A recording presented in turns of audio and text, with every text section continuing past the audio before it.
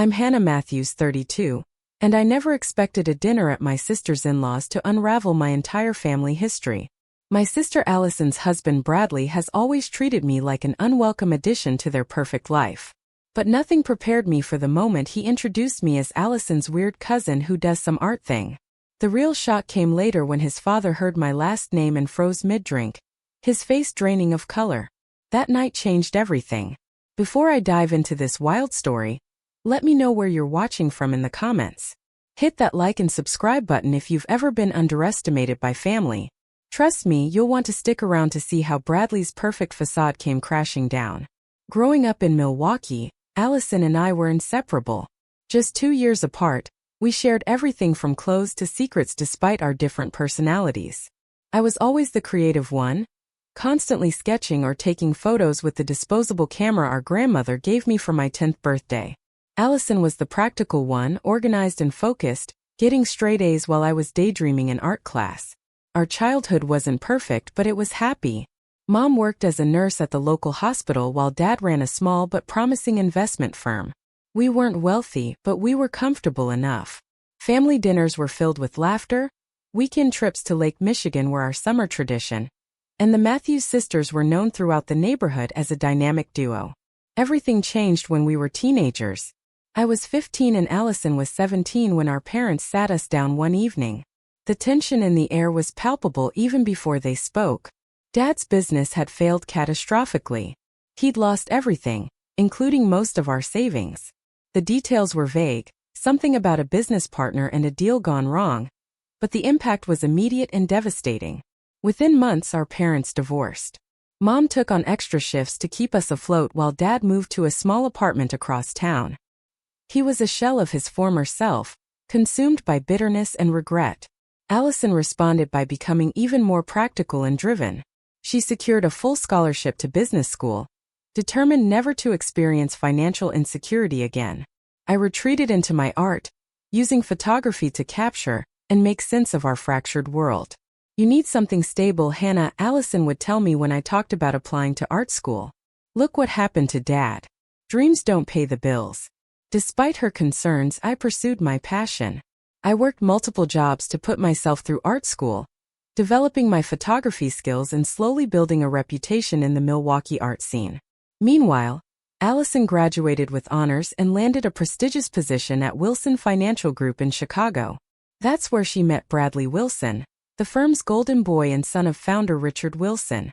Bradley was everything Allison thought she wanted: successful, stable, and from a family with old money and connections.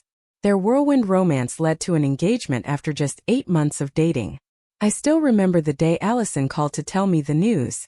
Her voice bubbled with excitement as she described the proposal, the ring, and her future in-laws. They're amazing, Hannah. They have this beautiful estate outside Chicago. Bradley's father built the company from nothing. This is everything I've worked for. I was happy for her, truly. But when I finally met Bradley at their engagement dinner, something fell off. He was handsome in that generic, privileged way: perfect teeth, expensive haircut, designer clothes. But his smile never reached his eyes when he looked at me. "Oh, you're an artist," he'd said, not bothering to hide his condescension. "How interesting. Is that sustainable?" "Actually, I just had my work featured in the Midwest Contemporary Gallery," I'd replied, trying to keep my voice even. He nodded dismissively.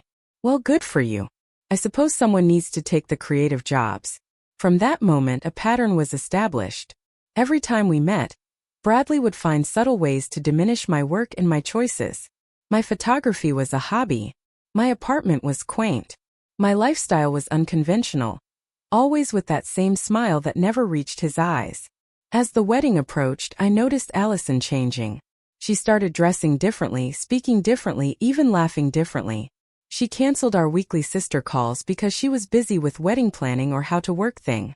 When we did talk, she dropped casual mentions of Bradley's family wealth or connections, as if trying to justify her increasingly obvious transformation. I was her maid of honor, standing beside her in a dress I couldn't afford, watching her marry into a family that clearly saw her as an acquisition rather than a person. During the reception, Bradley's mother, Evelyn, had patted my hand and said, "It's so nice that Allison has stayed close with her background."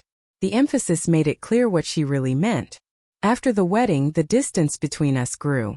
Allison and Bradley moved into a luxury condo in downtown Chicago. Our calls became monthly, then quarterly. When we did speak, Allison would talk about charity galas and country club memberships while carefully avoiding questions about whether she was truly happy. Meanwhile, against all of Bradley's predictions, my photography career flourished.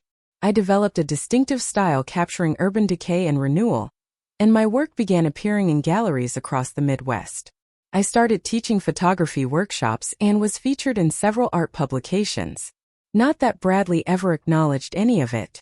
"Still doing your little photos?" he'd ask at family gatherings before turning to talk business with someone he deemed more important. Despite everything, I miss my sister. The real Allison, not this polished version who seemed to exist primarily as Bradley Wilson's wife. So when she called to invite me to a dinner at the Wilson family estate to celebrate Richard Wilson's birthday, I agreed, even though the thought of an evening with Bradley made my stomach churn.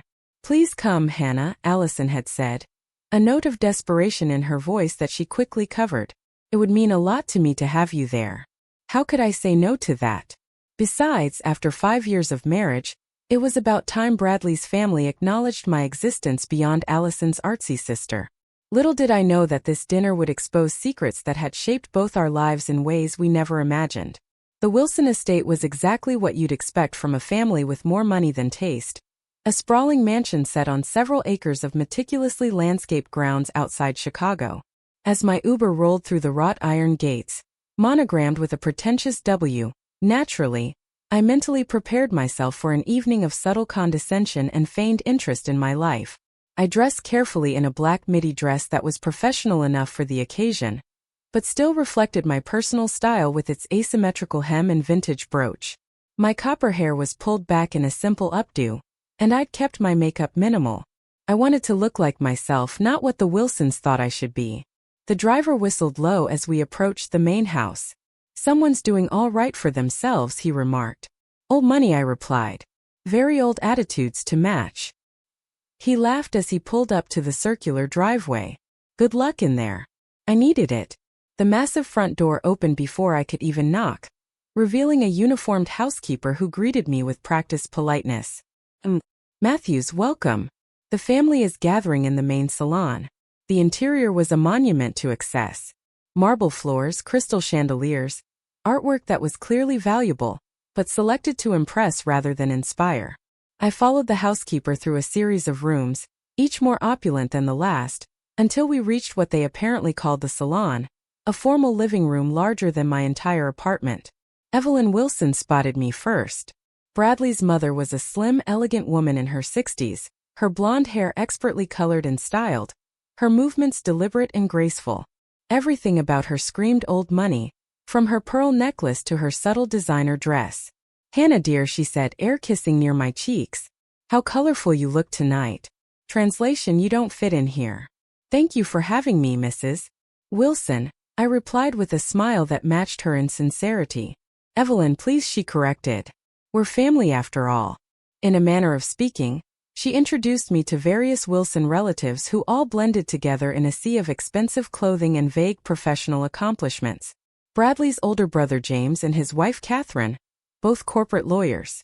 His younger sister Elizabeth and her husband Robert, who managed the family's investments.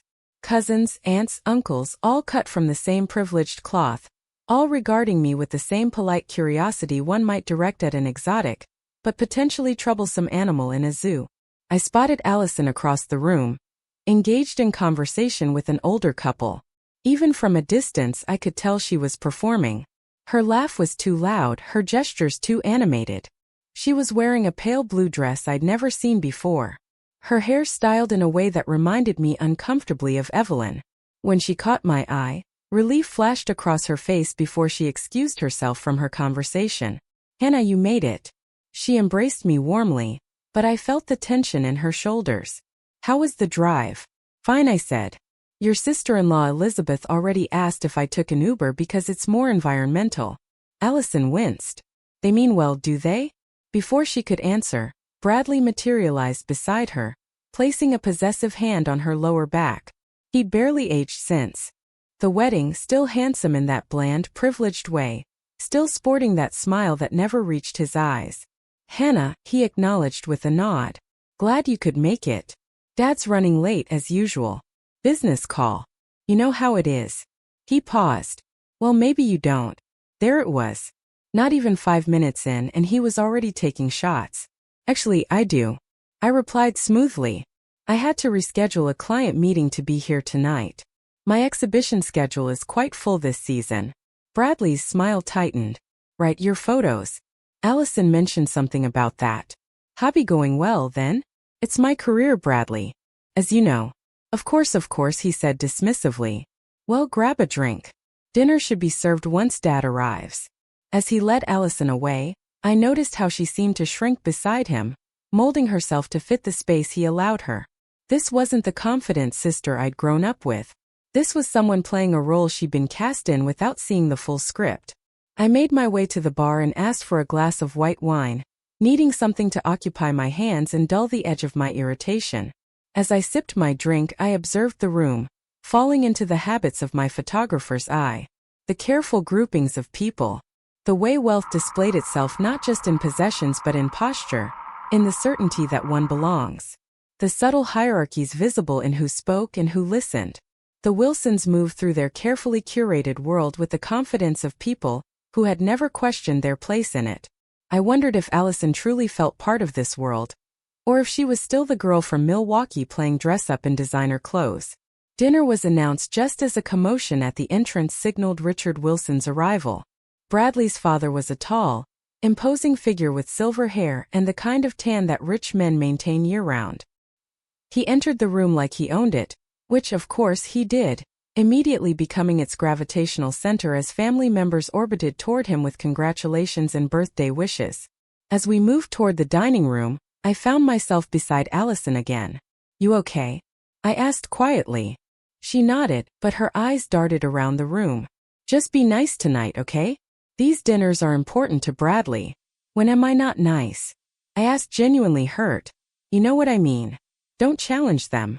Before I could respond, we were ushered into the dining room, an absurdly formal space dominated by a massive table that could seat 20. Place cards directed everyone to their assigned seats. I noticed with a mixture of amusement and annoyance that I'd been placed near the far end of the table, about as far from Richard Wilson as possible without actually being in another room. As we took our seats, I caught Allison's apologetic glance from her place near the head of the table. The message was clear. This is just how things are. Please don't make waves. I settled into my chair, preparing for a long evening of performative politeness and subtle exclusion. Little did I know that in just a few hours, the carefully constructed facade of the Wilson family would begin to crack, revealing secrets that would change everything I thought I knew about my own family's history. The formal dining room of the Wilson estate felt like a stage set for a performance of wealth and status. Crystal glassware caught the light from the elaborate chandelier overhead. Silverware gleamed against the crisp white tablecloth and floral arrangements worthy of a small wedding adorned the center of the massive table. The housekeeper and 2 servers moved silently around us, filling water glasses and wine goblets with practiced efficiency. I was seated between Bradley's cousin Thomas, who had spent 15 minutes describing his recent golfing vacation in excruciating detail, and his Aunt Patricia, who had asked if people still buy photographs when everyone has cameras on their phones now. I'd answered their questions politely while watching Allison from across the table, noting how she constantly glanced at Bradley before speaking, as if seeking permission. Conversation flowed around me but rarely included me. I caught snippets about stock portfolios, vacation homes, and private school applications for Bradley's nieces and nephews. Occasionally, someone would remember my existence and lob a condescending question in my direction. "And what neighborhood do you live in, Hannah?" Elizabeth asked during a lull in conversation. "River West," I replied, naming my artsy Milwaukee neighborhood. "Oh," she said, her expression suggesting I'd said something mildly scandalous. "Isn't that a bit urban?" "It's vibrant and full of other artists and musicians," I said. "I love it." "How adventurous," she murmured before turning back to her husband. Evelyn Wilson maintained control of the dinner with the precision of an orchestra conductor, directing conversation topics and ensuring glasses remained filled. Everything was proceeding according to whatever script she had planned for the evening when the dining room doors opened dramatically. Richard Wilson strode in, his presence immediately commanding attention. He was taller than I'd expected, with silver hair and piercing blue eyes that matched Bradley's. He carried himself with the absolute confidence of someone who had never had to question his place in the world. "Sorry I'm late, everyone," he announced, not sounding particularly sorry. "The Singapore deal couldn't wait. You know how it is." Everyone nodded as if they did indeed know how international business deals worked. Richard took his place at the head of the table as Evelyn quickly instructed the servers to bring his meal. "Now," Richard said, looking around the table, "I see some new faces since our last gathering. Bradley, why don't you make the introductions?" This was apparently a family tradition, Bradley standing to formally introduce each guest to his father, regardless of whether Richard had met them before. It felt oddly performative, like a court presenting subjects to a king. Bradley rose to his feet, glass in hand. "Well, you know James and Catherine, of course," he began, indicating his brother and sister-in-law, "and Elizabeth and Robert." He continued around the table, introducing extended family members and their spouses. I noticed how he emphasized professional accomplishments and connections. Uncle William, who just closed the Henderson acquisition. Cousin Michael and his wife Stephanie, who serves on the board with Mom. As Bradley worked his way around the table, I prepared myself for whatever dismissive introduction he'd give me. I was determined not to show any reaction, not to give him the satisfaction. Finally, he reached my section of the table. "And this is Allison's sister Hannah," he said, his tone noticeably cooler. Then with a smirk that sent a chill down my spine, he added, "Or as we sometimes call her, Allison's weird cousin who does some art thing." The room didn't exactly fall silent, but there was a distinct pause as several guests processed this deliberate insult disguised as humor. A few people chuckled uncomfortably. Thomas, beside me, shifted awkwardly in his seat. Patricia examined her wine glass with sudden interest. I felt heat rise to my face as I maintained a neutral expression through sheer force of will. 5 years of Bradley's subtle digs hadn't prepared me for such a public dismissal. I glanced at Allison, whose face had drained of color. Our eyes met briefly before she looked down at her plate, saying nothing. Her silence hurt more than Bradley's words. Richard Wilson, to his credit, didn't laugh. He nodded in my direction with the generic politeness of someone acknowledging a server, clearly ready to move on to more important matters. Bradley, satisfied with his little power play, continued with the remaining introductions before taking his seat again. Conversation resumed around me, but I barely heard it through the ringing in my ears. I took a long sip of wine, considering my options. I could make a scene, call Bradley out on his rudeness. I could leave dramatically, making it clear how offensive his behavior had been. I could even accidentally spill my red wine on his undoubtedly expensive white shirt. But any of those reactions would only reinforce the caricature Bradley had created of me, the weird, emotional artist who didn't belong in their world.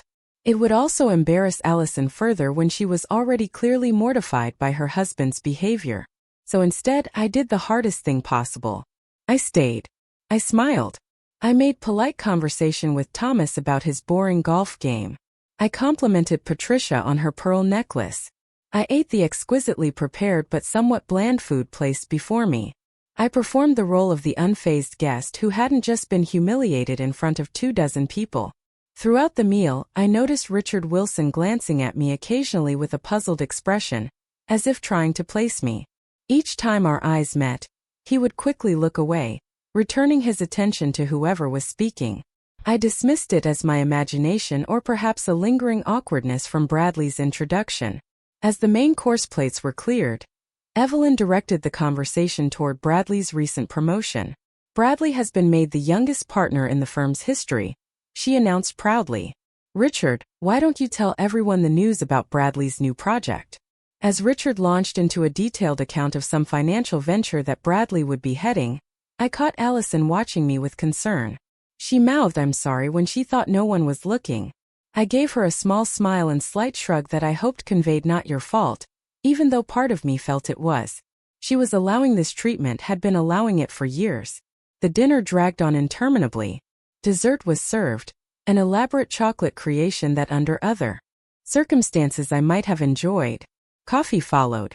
Through it all, I maintained my composure, counting the minutes until I could call an Uber and escape this suffocating display of wealth and superiority. I never expected that before the night was over, the perfectly curated world of the Wilson family would be turned upside down, and that my presence would be the catalyst. The dinner was finally winding down. Small conversations had formed around the table as servers cleared dessert plates and refreshed coffee cups. I was mentally calculating how soon I could politely excuse myself when Elizabeth, Bradley's sister, unexpectedly turned the conversation toward me. "Hannah," she said with what seemed like genuine interest, "Bradley mentioned you do some art thing, but I'd love to know more specifically what kind of art you create." I caught this slight emphasis she placed on Bradley's dismissive description, but chose to ignore it. Perhaps she was actually interested, or perhaps she was just filling an awkward silence. Either way, it was the first direct question about my work all evening. "I'm a photographer," I replied. "I specialize in urban landscapes and architectural photography, particularly focusing on the intersection of decay and renewal in post-industrial cities." "How fascinating," Elizabeth said, sounding surprisingly sincere. "Have you had your work displayed anywhere I might have seen it?" Before I could answer, Bradley cut in. "It's very niche, Elizabeth.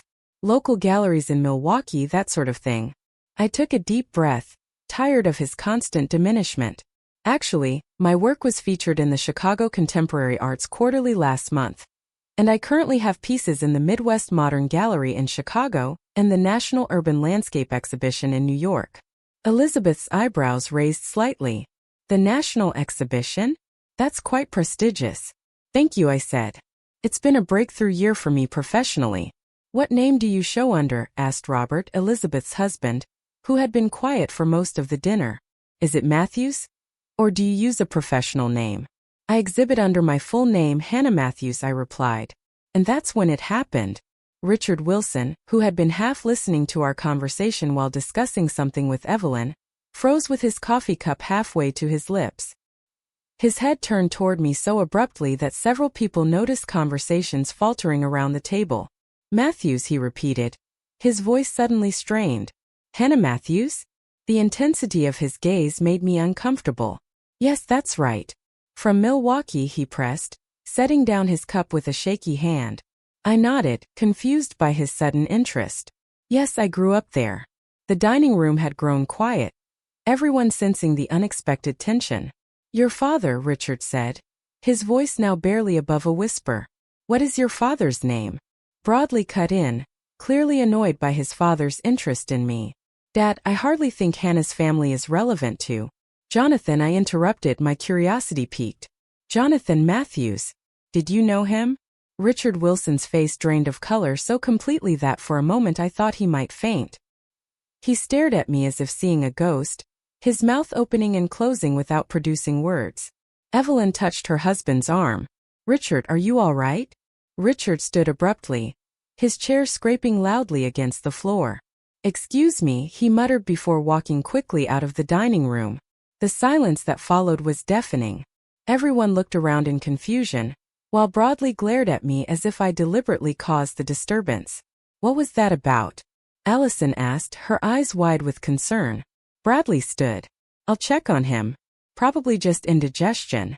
But the worried look he showed his mother suggested he suspected something more serious. As Bradley left the room, the remaining guests broke into murmured conversations, theories about Richard's strange behavior flying around the table. I sat in stunned silence, trying to process what had just happened. How did Richard Wilson know my father? And why had the mere mention of his name caused such a dramatic reaction? Evelyn attempted to regain control of the evening, instructing the servers to bring out after-dinner drinks and suggesting everyone move to the drawing room. The guests followed her lead, but the carefully orchestrated dinner had clearly derailed. Allison made her way to my side as people began to leave the dining room. "What just happened?" she whispered. "Do you think Dad and Richard knew each other?" "I have no idea," I replied honestly. "Dad never mentioned anyone named Wilson. He never talked much about his business after it failed," Allison pointed out. "Maybe there's a connection we don't know about." Before we could speculate further, Bradley returned to the dining room, his face tight with anger. He walked straight to me, leaning down to speak in a harsh whisper. "What did you say to my father?" he demanded. Nothing, I replied, taken aback by his aggression. He asked about my father's name and I told him. That's it. Well, he's very upset and he's asking to speak with you. Bradley's tone made it clear he disapproved. Privately, in his study, Allison placed a protective hand on my arm. Why does he want to talk to Hannah alone? I have no idea, Bradley snapped. But this was supposed to be a celebration of Dad's birthday and my promotion, not some dramatic scene about your sister. I didn't create any scene, I said firmly. If your father wants to speak with me, I'm happy to do so. Bradley glared at me. Fine, follow me. As I stood to follow Bradley, Allison squeezed my hand. I'm coming too, she said. Bradley turned back. Dad specifically said he wants to speak to Hannah alone. Then I'll wait outside, Allison replied, her tone leaving no room for argument. Bradley looked like he wanted to object further, but instead let out an exasperated sigh and led us out of the dining room. As we walked through the house, I noticed guests watching us curiously, wondering what connection I could possibly have to Richard Wilson's sudden departure. We stopped outside a heavy wooden door at the end of a hallway lined with serious-looking portraits of what I assumed were Wilson ancestors. He's waiting for you, Bradley said coldly. Try not to upset him further. As I reached for the door handle, I had no idea that I was about to learn a truth that would rewrite my understanding of my family's history and expose the foundations upon which the Wilson family had built their wealth and status. Richard Wilson's study was exactly what you'd expect from a man of his stature. Dark wood paneling, leather-bound books lining built-in shelves, and an imposing desk that seemed designed to intimidate anyone sitting across from it. The room smelled of expensive cigars and old money. Richard stood by the window, silhouetted against the night, a glass of amber liquid in his hand. He turned as I entered, and I was struck by how much older he suddenly looked, as if the events in the dining room had aged him years and minutes.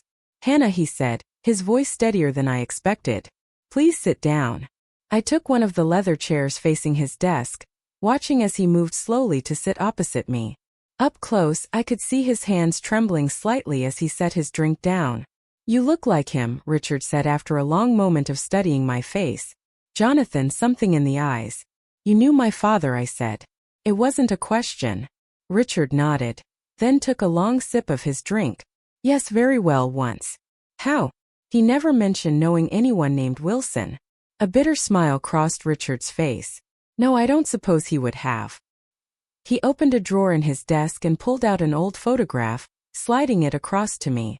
I picked it up, surprised to see my father, much younger, perhaps in his late 20s, standing beside a similarly youthful Richard Wilson. They had their arms around each other's shoulders, both smiling widely in front of what looked like an office building. Matthews and Wilson financial partners, Richard said, watching my reaction. We started the company together in 1986. Your father and I were best friends in business school. We had big dreams, big plans. I stared at the photograph, struggling to reconcile this information with everything I knew or thought I knew about my father's career. I don't understand, I said. Dad ran Matthews' investment group. He never mentioned having a partner. Richard took back the photograph, looking at it with what seemed like genuine regret. No, he wouldn't have. Not after what happened. The door opened suddenly and Bradley strode in, ignoring his father's look of annoyance. Dad, this has gone on long enough. Whatever ancient history you're dredging up can wait for another time. The guests are asking questions. Sit down, Bradley, Richard said firmly. This concerns you too, whether you realize it or not. Bradley looked ready to argue, but reluctantly took the chair beside me. Through the partially open door, I could see Allison hovering anxiously in the hallway. Richard took another drink, then set his glass down with finality. Hannah, what did your father tell you about why his business failed? I thought back to those painful days of my childhood. Not much, just that there was a bad investment, a deal that went wrong. He lost everything and then my parents divorced and our family fell apart. Richard nodded slowly. A deal that went wrong, that's one way to put it. He paused, seeming to gather his courage. The truth is more complicated and much less flattering to me. Bradley shifted uncomfortably. Dad, I really don't think. Quiet, Bradley, Richard cut him off. I've lived with this for too long. He turned his attention back to me. Your father and I built our first firm together. Equal partners.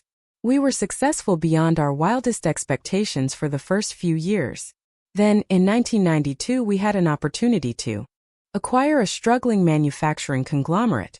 Your father thought it was too risky. I disagreed. Richard's eyes grew distant with memory. We argued bitterly about it. I was convinced it would triple our firm's value within 5 years. Jonathan insisted our clients' money would be safer and more stable investments. I listened intently, trying to imagine my father in his younger days, standing his ground against the formidable man before me. We reached an impasse, Richard continued. And that's when I made a decision that has haunted me for decades. He took a deep breath. I had our partnership agreement rewritten without Jonathan's knowledge. I used legal language that essentially cut him out of major decision-making, while maintaining the appearance of an equal partnership. My stomach tightened as I began to understand where this was going. With control of the firm's direction, I moved forward with the acquisition against your father's advice. I used most of our clients' investments to finance it, including all of the capital your father had personally invested in the firm. Bradley was now staring at his father, his expression a mixture of confusion and growing horror. The acquisition was a disaster, Richard admitted. The conglomerate had hidden debts that didn't appear in our due diligence. Within 6 months we were hemorrhaging money. Our clients were panicking. What did you do? I asked, already dreading the answer. Richard couldn't meet my eyes. I protected myself. The restructured partnership agreement allowed me to place all liability on your father. I told our clients that the acquisition had been his initiative, against my recommendation. I made him the scapegoat. The air seemed to be sucked out of the room as the full impact of his words hit me. You betrayed him, I said, my voice barely a whisper. You betrayed your best friend and business partner. Yes, Richard admitted, the single word heavy with decades of guilt. I destroyed his professional reputation. The clients who didn't withdraw their investments completely sided with me. I renamed the firm Wilson Financial Group, and essentially erased your father from its history. I thought of my father in those years after the business failure, his depression, his withdrawal, the way he became a shadow of himself. It wasn't just financial ruin. It was betrayal by someone he had trusted. The divorce, I said, sudden realization dawning. My parents' divorce wasn't just about money, was it? Richard shook his head. Jonathan never told your mother the full truth. He carried the shame of being labeled incompetent and reckless. Their marriage couldn't survive it. I felt tears threatening but forced them back. You didn't just destroy his business. You destroyed our family. Hannah, Richard said, his voice breaking slightly. I have regretted my actions every day since I tried to reach out to Jonathan years later to make amends, but he refused to speak to me. I can't blame him for that. The study door opened fully and Allison stepped in, her face pale. Is this true? She asked, looking between Richard and Bradley. Did your family's wealth come from destroying our father? Bradley stood abruptly. This is ancient history. Whatever happened between Dad and your father has nothing to do with us.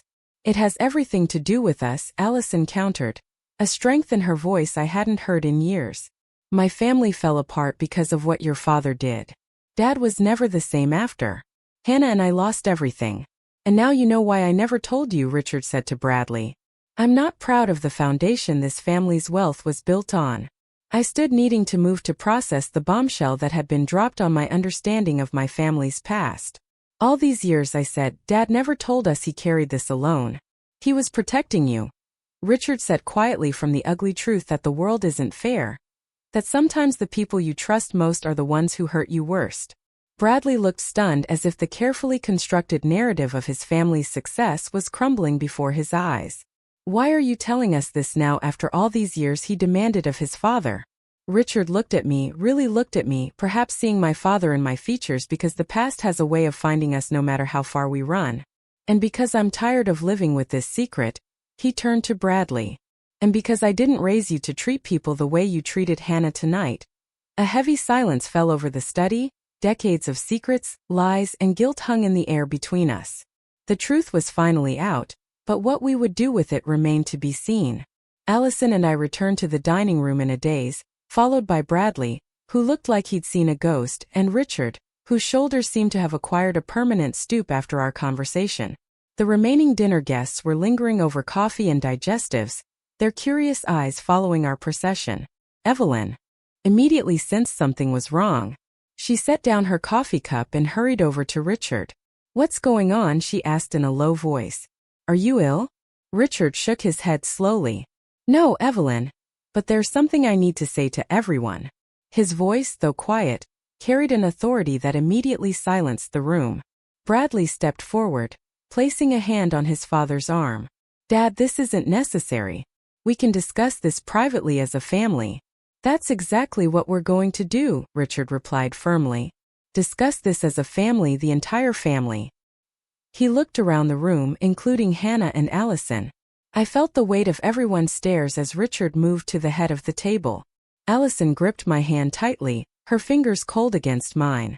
"I owe everyone an explanation for my behavior earlier," Richard began, particularly Hannah, who has been treated as an outsider in this house. He took a deep breath.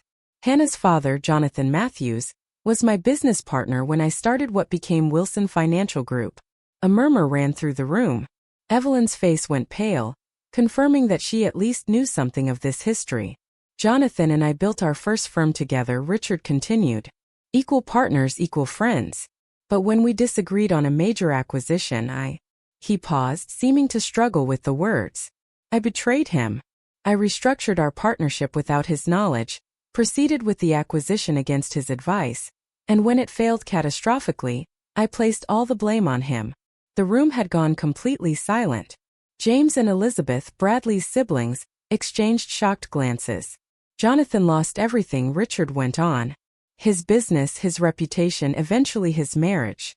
The Matthews family was destroyed, while I rebuilt and flourished, creating the wealth and privilege that all of you have benefited from." Bradley stepped forward, his face flushed with anger. "Dad, stop. This isn't something that needs to be aired publicly." "It's been private for too long," Richard countered. "That's the problem." "It was business," Bradley insisted. "These things happen. Partnerships dissolve.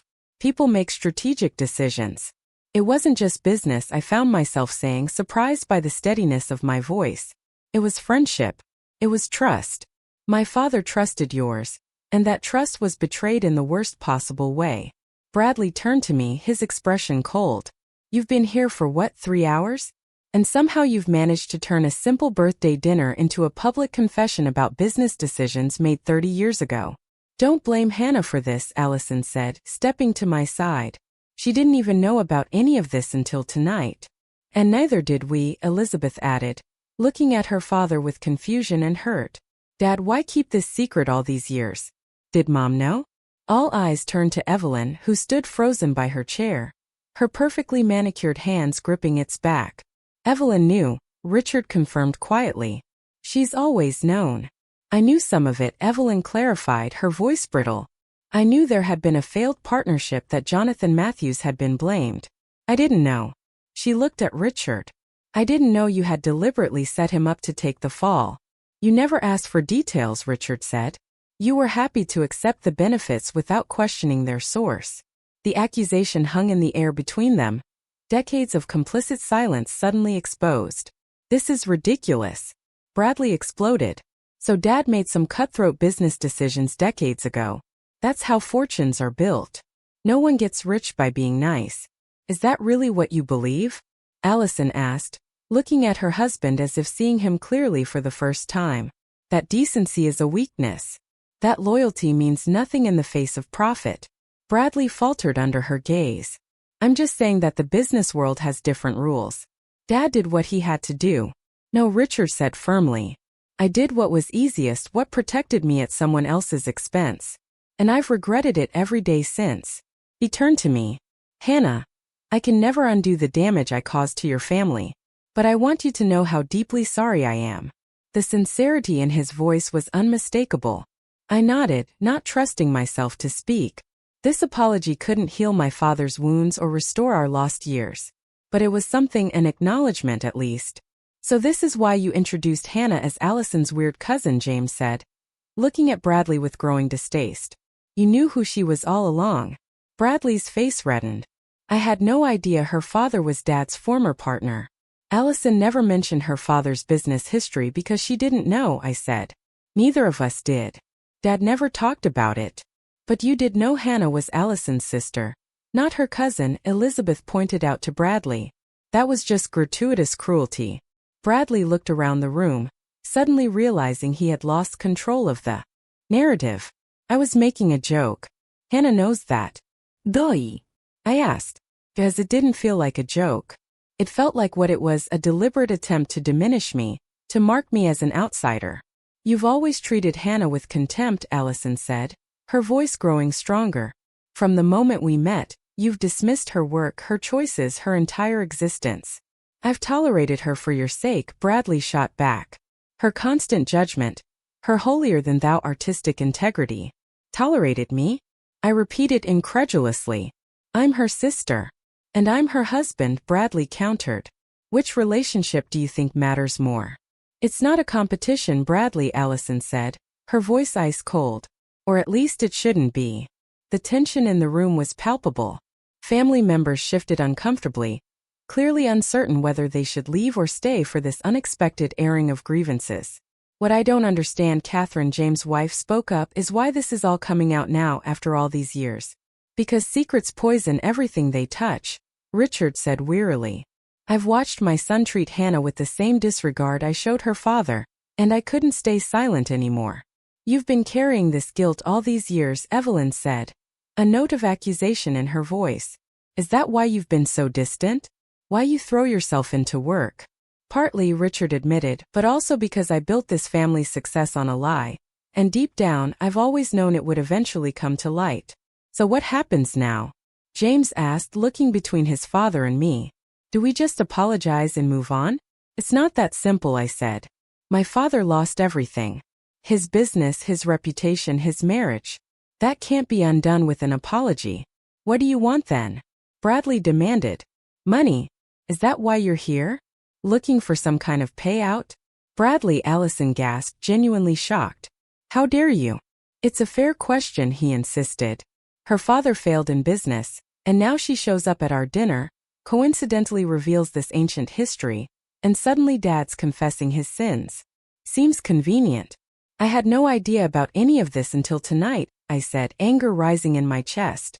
I came here because my sister asked me to, despite knowing how you'd treat me. Well, pardon me if I find that hard to believe, Bradley sneered. That's enough, Allison said, her voice shaking. I've watched you belittle my sister for years, Bradley. I've made excuses for you, I've chosen peace over confrontation, but I won't stand here and let you accuse her of some kind of extortion scheme. Allison, Bradley began, but she cut him off. No, I'm done. She turned to me. Hannah, I'm so sorry for all of this, but especially for not standing up for you sooner. The raw emotion in her voice brought tears to my eyes. It's okay, I said, squeezing her hand. It's not okay, she insisted. None of this is okay. She looked around the room at the family she had married into. I thought I wanted this life, the security, the status. But at what cost? My relationship with my sister? My self-respect? Bradley stared at her, seemingly unable to process this rebellion. You're overreacting, he said dismissively. Let's discuss this privately. No more privacy, Allison said firmly. No more secrets, no more pretending. She turned to Evelyn. I've spent 5 years trying to fit into this family, changing everything about myself to meet your expectations, but I can't do it anymore. Evelyn's face was a mask of controlled emotion. Allison, dear, you're upset. We all are. Let's not say things we'll regret. That's just it, Allison replied. I don't regret saying this. I regret not saying it sooner. She turned to me. Hannah, I'd like to leave now. Would you come with me? Before I could answer, Richard spoke again. Before you go, there's something else I need to say. He looked directly at me. Hannah, I can never undo the damage I caused your family, but I want to make amends in whatever way I can. Dad, Bradley protested, but Richard silenced him with a look. I've set aside a significant portion of my personal assets, Richard continued, not company funds but my own money. I'd like to establish a trust in Jonathan Matthews' name. Half will go to a scholarship fund for young business students with ethical leadership potential. The other half will be divided equally between you and Allison to use however you see fit. Bradley looked thunderstruck. You can't be serious. I've never been more serious, Richard replied. It won't change the past, but it's a start toward acknowledging the truth and trying to make it right. I didn't know how to respond. No amount of money could restore what our family had lost, but the gesture itself, the public acknowledgement of wrongdoing, meant something. I appreciate the offer, I said carefully, but I need time to think about it. This has been a lot to process. Richard nodded. Of course, there's no deadline, no pressure. The offer stands whenever you're ready to discuss it. Allison looked at me, then back to Bradley. I need some time too, she said, to think about everything. That wasn't just talking about Richard's offer. Bradley's face hardened. Fine. Think. But remember where your loyalties should lie. That's exactly what I'll be thinking about, Allison replied quietly. As we gathered our things to leave, the Wilson family remained in the dining room, the carefully constructed facade of their perfect life now irrevocably cracked. The truth had finally emerged, bringing with it both pain and possibility. What would grow from these broken foundations remained to be seen, but at least now we were dealing with reality instead of comforting lies. 3 months passed after that fateful dinner at the Wilson estate. Spring arrived in Milwaukee, bringing with it not just new growth in the city parks, but new beginnings in my own life as well. I sat on the bench outside the small cafe where I'd agreed to meet Allison, watching people stroll by in the mild afternoon sunshine. So much had changed since that night when Richard Wilson had revealed the truth about our father's past. Some changes were painful, others healing, but all necessary. After we left the Wilson estate that night, Allison had come home with me to my apartment in River West. We'd stayed up until dawn, talking more openly than we had in years. She cried as she confessed how unhappy she'd been in her marriage, how she'd convinced herself that financial security and status were worth the slow erosion of her identity. I admitted my own failings, how I judged her choices without fully understanding her motivations, how I'd sometimes held on to resentment instead of reaching out with compassion. I should have stood up for you, she'd said, her eyes red from crying, every time Bradley dismissed you or your work. I should have said something, and I should have tried harder to understand your choices, I'd replied, instead of just feeling abandoned when you married into that world. That night marked the beginning of a new chapter in our relationship as sisters. The truth, painful as it was, had cleared away the accumulated debris of misunderstandings and unspoken hurts. Allison had moved out of the home she shared with Bradley the following week, taking a small apartment downtown while she figured out her next steps. Their separation wasn't officially a divorce yet, but the direction seemed clear. Bradley had alternated between anger, bargaining, and dismissiveness, unable or unwilling to acknowledge how his behavior had contributed to the breakdown of their marriage. I spotted Allison approaching the cafe, her copper hair, so like mine, catching the sunlight. She looked different, lighter somehow, though I knew she was still working through the pain of her marriage's collapse. Sorry I'm late, she said, hugging me before sitting down. The meeting with the lawyer ran long. How did it go? I asked. She sighed, about as well as could be expected. Bradley's still fighting the prenup, claiming emotional distress or whatever. She shook her head. Enough about that. Have you heard from Richard? I nodded, stirring my iced tea. He called yesterday. The Jonathan Matthews Foundation is officially established. The first scholarships will be awarded this fall. After much thought, I had accepted Richard's offer to establish the foundation, though with conditions. The majority of the funds would go to the scholarship program, supporting students who demonstrated both business acumen and ethical leadership. A smaller portion would fund a grant program for artists documenting urban renewal in post-industrial cities, combining my father's business legacy with my own artistic vision. Allison and I had declined the personal financial offers, feeling that directing the resources toward helping others was a more fitting tribute to our father. Have you told Dad yet? Allison asked. That was the most complicated part of all this. Our father, Jonathan Matthews, had built a quiet life for himself in Arizona after the divorce. He taught business ethics at a community college, a modest career that nonetheless allowed him to use his knowledge in a positive way. When we'd called to tell him about Richard's confession, there had been a long silence on the phone. I never wanted you girls to know, he'd finally said, his voice thick with emotion.